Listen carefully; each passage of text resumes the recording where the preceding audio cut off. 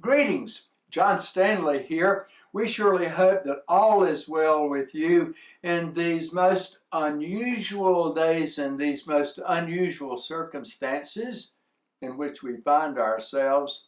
And a word that occurred to me just yesterday is that word fret, F-R-E-T, fret.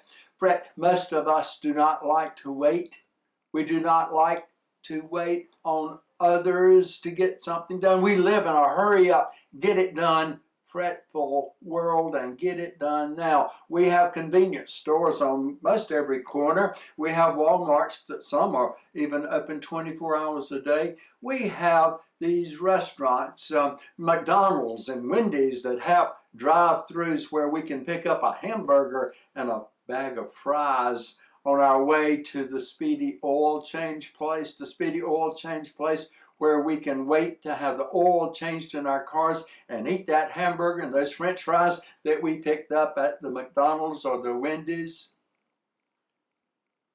Not only do we want others to move on with their lives, we want God to move on as well. We want God to act, to do it, to answer our prayers, and to do it now.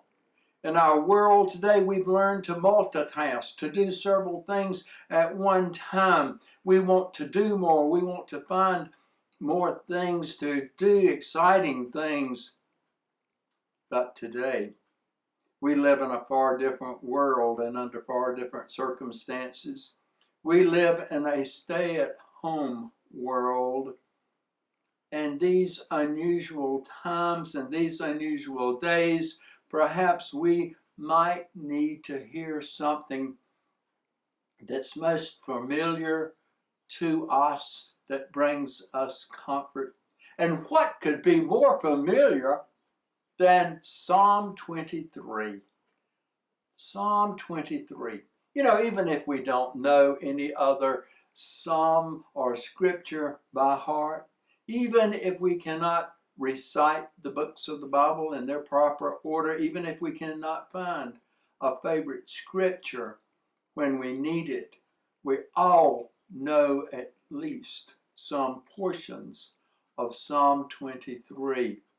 Psalm 23 is that psalm expressing God's ability to trust, that we can trust God, that we can, just like the sheep trust their shepherd, we can trust God, God's ability to protect us and to provide for us, just as the shepherd provides for his sheep.